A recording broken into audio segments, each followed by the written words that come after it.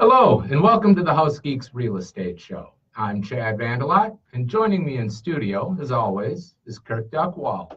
We are the House Geeks. Thank you for joining us today. You can also check us out every Sunday at noon on AM 950 and some Saturdays. I don't know what time to tell you, but they do sprinkle us in on Saturdays on occasion. A chance of sprinkled in House Geeks. Be sure to click above and go to our House Geeks page where you'll find previous shows, funny photos from showings that we've been on, and invitations to things like home buying or home selling classes. We do have a home buying class tonight, September 11th, at JoJo's Rise and Wine in Burnsville.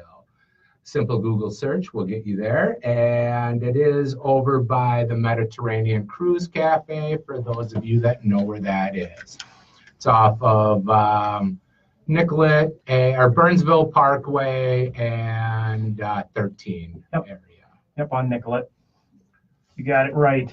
Very good. All right. Today's show will be on buying rental properties.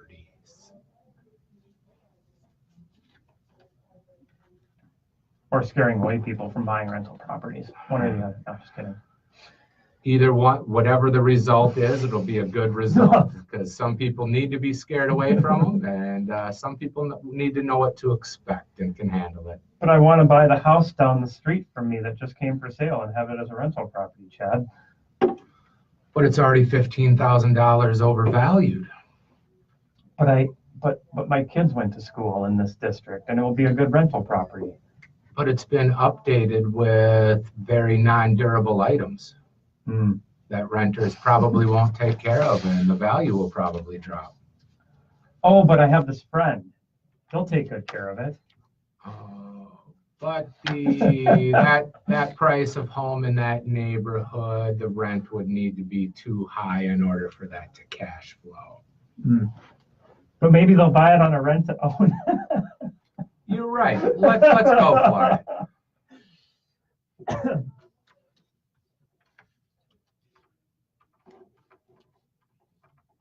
Ready? Here we go.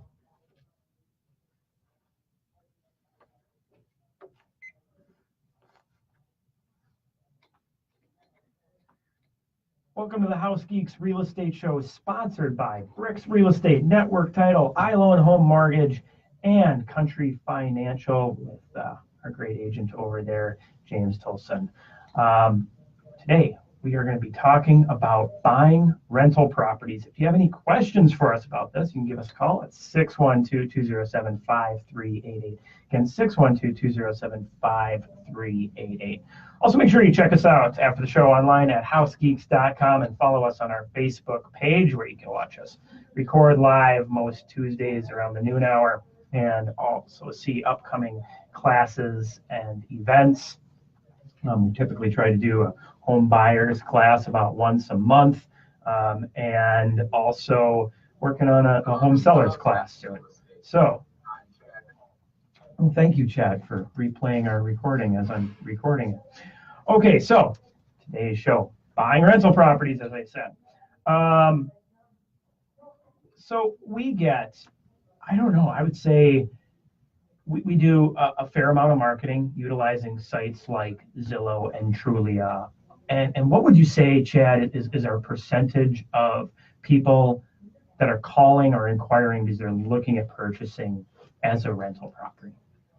I would say 15 to 20%, maybe 1 in 4 or 1 in 5 to 1 in 6. Depending on the month.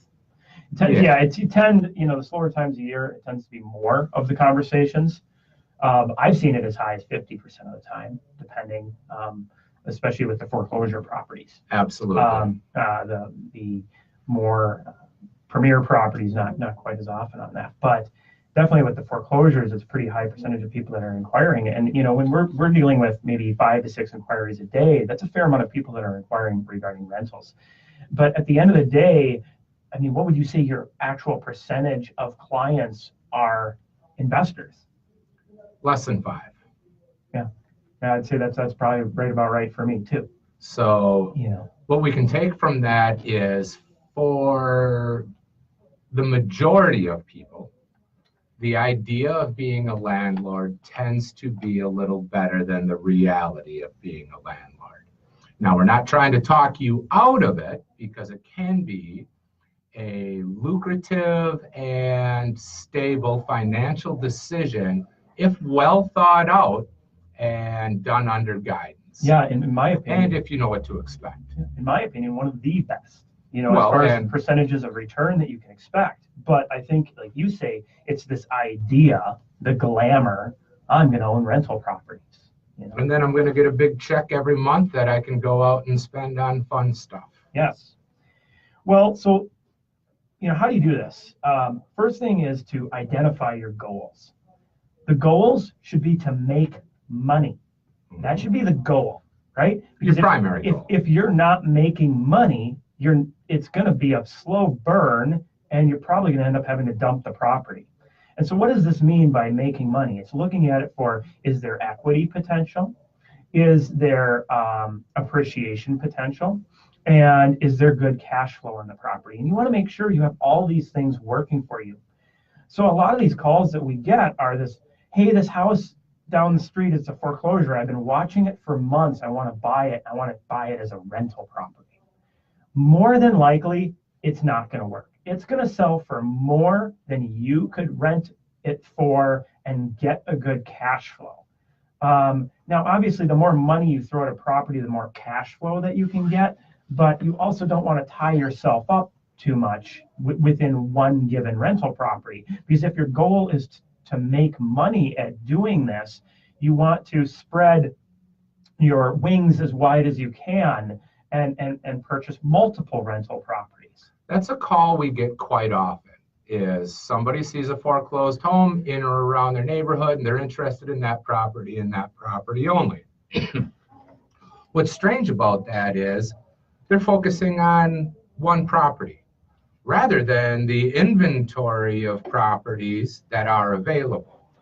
And it just doesn't. I could probably, with the confidence of 99.995% of the time, say that the home down the street is not a good rental property, but I guarantee I can show you some good ones. Mm-hmm. Right? And so, very few properties would make good rental properties. Right. A majority. You have to comb through quite a few. Yeah, I mean, when you break it down, it's probably 0.5% of all listings might be good ones that are workable. So you identify the goals of making money, and then it's taking the emotions out of it. So a lot of the reasons for this emotion of, oh, let's do it down the street, is because it's easy. You know what? The only thing that's easy about it is you have to walk down there versus drive somewhere. It's not going to be any easier. You're going to still have the same maintenance headaches. You're probably going to have higher expenses. There really isn't much more ease to it. And as a matter of fact, after you get a property or 2 or 3, as you get more, you're more likely to hire a property manager that will handle the majority of the scheduling of appointments and getting tenants in and collecting checks and that kind of stuff. Well, yeah, you need to remove yourself to a certain part of this, because you're going to have people that try to take advantage of you if they know that you're the owner. So there has to be some separation, and that's where a property manager can be really beneficial. So you identify the goals are making money. You take the emotions out of the process, okay? So you do this. Why? Because if you take the emotions out of the process, then it's a pure mathematical decision. Okay, and in the next segment, we'll get in more to how we do that. But you make that decision there. So you got to be willing that the price points that you were thinking may change. And I bet you, for most of you, the price point will actually go down. Okay, because a lot of the time, that's where the cash flow is. We're trying to identify properties, anywhere from, 100,000 maybe for a condo to 175,000 for a single family home. Okay, so that's a pretty tight window there. So that, once again, that house down the street, that foreclosure, does it fit into that box? And there's also calculating per bedroom and things like that. You need to be prepared that the property type might change. Okay, so once again, you're looking at the house down the street. Well, maybe the best decision for a first rental property is actually buying a townhome or a condo. Okay, so you need to take in some different things into consideration when looking at that. Now, the pros and cons of buying these different types are that, a condo, you really have no maintenance exterior that you really have to worry about at all. Now, is there going to be a cost to that? Yes, there is in the association dues. So everything is pretty much taken care of with most condos. From windows to doors to garage doors to everything is covered. Which means that there's less budgeting and risk on your part. Right. And as a matter of fact, I have a couple investors where that's all they do is buy condos and townhouses. They don't want to worry about replacing siding, replacing roofs. They want something where there's less fluctuating expenses and more predictable cash flow. Right. Now, when you buy a condo or a townhouse, the unpredictable part is, will those association dues rise over time? Mm-hmm. However, you can check the financials and see how much they have in reserves and how many projects they have coming up to gauge where the association dues will be in the next couple of years. The other unpredictable is, are they going to stop allowing rental properties? Yes. I've run across that. Yep. Now, usually they grandfather the current rentals in, and then there's a waiting list to allow other people to get on if they instill a cap. Some of them completely say we're not doing any more rentals, but usually the current renters are grandfathered in. Well, I've seen timelines put on it too, where they'll say, well, you can rent, but only for another year, and then you got to sell it. So there's definitely things to think about there. Okay, so maybe you've now gone, okay, I'm not going to buy the house down the street. Maybe this condo idea is a good idea. Now area might change. Okay, so you got to be prepared to be flexible in this. And the same is true with townhouses. Now, the thing with townhouses is you may be able to get a little more space for the money, but now you are going to become responsible for things like HVAC and windows, garage doors, and be sure that you're really watching that, because some associations actually have you fully responsible for exterior stuff, and it's not included in the association dues. So the whole benefit just went away if you go down that road. Okay, we're going to take a quick commercial break. Once again, if you have any questions for us, give us a call, 612-207-5388 and 612-207-5388. Check us out online at housegeeks.com. We'll be right back.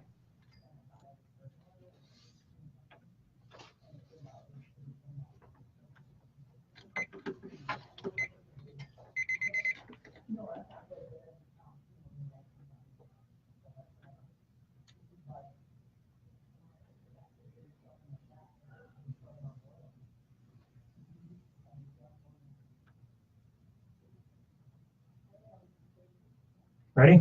Mm-hmm.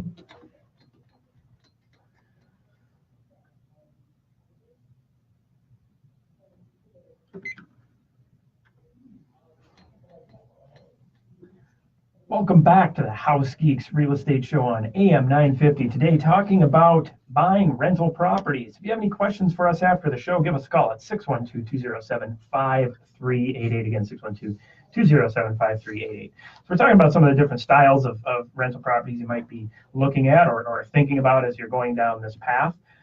You get to single family home, of course, then you have a lot more exterior liabilities from lawn care, snow care, siding, roof, all of that, but in return can have some of the highest rent potential, highest equity growth potential, and highest appreciation. And if you get a number of them, all of a sudden you get an economy of scale where you can have one person doing the lawn maintenance and the driveway. And you can have a handyman that does a bunch of work for you, so you get discounted prices. Yep. So yeah, and depending on how you rent it, a lot of people are responsible for their, the renters are responsible for their own lawn and snow removal. But I have seen situations where an outside company takes care of that as well. So, something else to consider there. Hey, you want more bang for your buck? How about duplexes and triplexes and fourplexes? Hey, especially if you're looking for owner occupancy ability, I think, obviously, great way to go. Hindsight being 2020, I really wish I would have gotten a duplex as my first home and done an owner-occupied loan on it where I only put 5% or so down and then paid off the mortgage quickly. You know what? I'm starting to change my opinion. I mean, there's definitely pros to duplexes. I like the idea of a rambler with a mother-in-law suite in the basement and you rent to one person. Right? Because you can get some pretty good money for those mother-in-law suites. I mean, so all these could be considered. And there's a predictor that we're going to see more multi-generational living with college students coming back with large debt, and certain cultures tend to have more than one generation living in the home at the same time. And we're seeing that grow more and more as the years progress. So, we've identified the goal. The goal is to make money, right? Long term, to make money. Sometimes it's like, well, I'm going to help somebody out because I have a friend who's going to rent it, and I've seen that scenario. But you always have to look at it. Fine, maybe you're giving your friend a discounted rent, whatever it might be. But if they end up moving out, you need to make sure that you're not going to get burned, and at least you know what the cash flow numbers are. And we'll talk about cash flow in a couple more minutes. But first, we need to find the potential property. So we've expanded our search from that home down the street that caught our eye, and it's not going to work, to potentially looking at townhomes all the way to multifamily, whatever it might be. So we're going to set up a search. Now, what we're looking for in these searches is identifying locations that have the best rental prices combined with the lowest acquisition cost. Okay, so this takes a little hunting. You can look at certain parts of the Twin Cities and you can find very inexpensive homes, but that doesn't necessarily mean that's a good rental property if the rents don't justify it. So a simple way is looking for properties where you can get roughly 1% of the purchase price as the monthly rental. So, for example, if you have a $175,000 home, that you could get $1,750 a month in rent. Some great tools for researching rent: Craigslist. Everybody, for the most part, advertises their rentals and or fake rentals on Craigslist. But you're able to kind of track how much things might actually be going for in a given area. So we look at the rent and then the acquisition cost, and then what's the appreciation? What's the likelihood of that value going up? So, I mean, if I look back a couple of years, I was really pumping the Longfellow neighborhood, really hardcore, and saying, this is an awesome spot to be buying rental properties. Now, my opinion has changed, but to other parts of Minneapolis where I think it's going to have the best bet. But you know what? The ones in Longfellow are now worth a good 25 to 30, 40% more than they were back when I was talking about purchasing them. And the same was true with the Midway back in 2012. I said, buy Midway. It's going to be an amazing spot. Now look at what those houses are going for. So you got to find the locations that are going to have good growth. And there are still some amazing locations in Minneapolis. Just as one example, and St. Paul has other awesome possibilities as well. So it's structuring a good search. If you want to set up a search, and if you're ever curious, feel free, you can reach out to us. I'd be happy to walk through setting up a rental property search to help find the best values in rentals. We also need to make sure that we're calculating, once we find the property, what are going to be the costs to fixing this up. And you brought up a great point as we were putting together the show, Chad, about what kind of materials you want to put in. Utilizing the low cost materials with high durability. So you're going to want to do laminate countertops, easy to clean backsplashes. Backsplashes add a lot of wow, and it's a lot easier to clean ceramic and porcelain and glass Yeah, than like a it plastic is. surround in the tub versus a tile surround. You want to be able to turn this properly. Laminate floors that snap together easily and don't get scratched if you allow pets and kids in the home. Stuff that cleans real easy. So maybe getting the cabinets, instead of getting them replaced, getting a nice thick hard coat of enamel on them.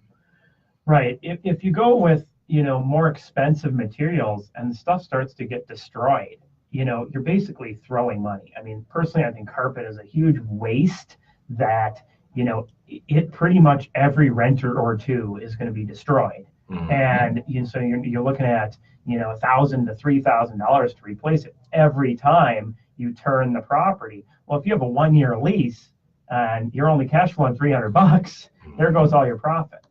Another thing a lot of landlords do is home warranties and buying good home warranties, where if an appliance or a major mechanical system has a failure, they'll come out and try and fix it. And a lot of them, if they can't fix it after that first time coming out, they replace it on the next time. So look into these plans, but make sure you read the fine print and buy a good one. Right, because fine print, I have found ones that won't do it for rental properties. So yeah, you gotta be careful on that. So I had talked about the cash flow worksheet. So once you've identified a property, you've identified the costs to fix it up, you've identified the rent, we put that into a cash flow worksheet, which will tell us, and along with that, we put in real estate taxes, estimated property management if we need it, all the utility costs, if that's something that the landlord's paying. And this will break down not only what the monthly cash flow is, but also what are your tax benefits on it. Such as depreciation. Yes, yep.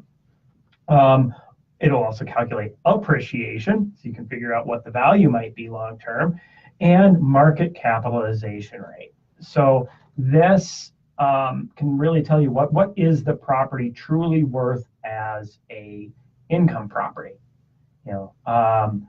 And this goes back to that, what's your goal? And this sheet should put it in fine print. Okay, here's really what this property is.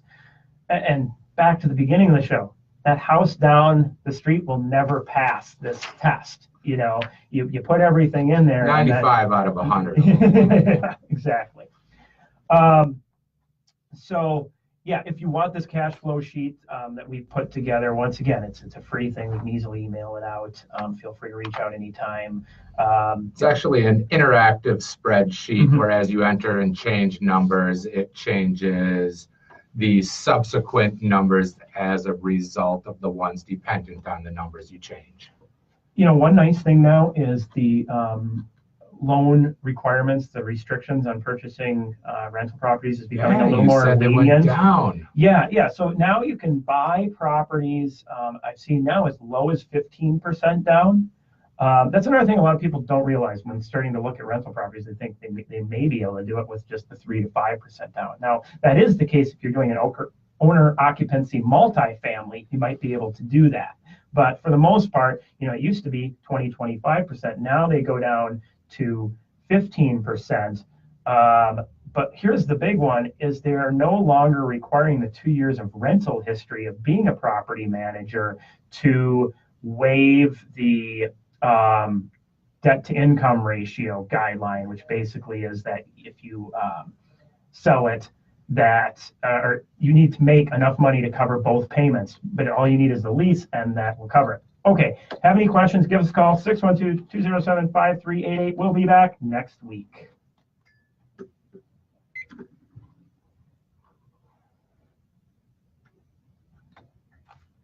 Down to the wire. Hopefully that was clear at the end, Facebook. No, what I was trying to say there is this debt to income ratio, is it used to be you had to make enough money to cover both payments of both properties, even if you had a lease. Now, if you have that lease, they apply that to your income, and so it makes it easier to acquire rental properties now. It used to be you had to have 2 years of rental history to be able to do that. But now anybody can do it. There's the long explanation. All right, Facebook. See you next week. Or tonight if you want to come to the home buyer class. Stop on out. At JoJo's Rise and Wine in Burnsville off Nicollet and 13.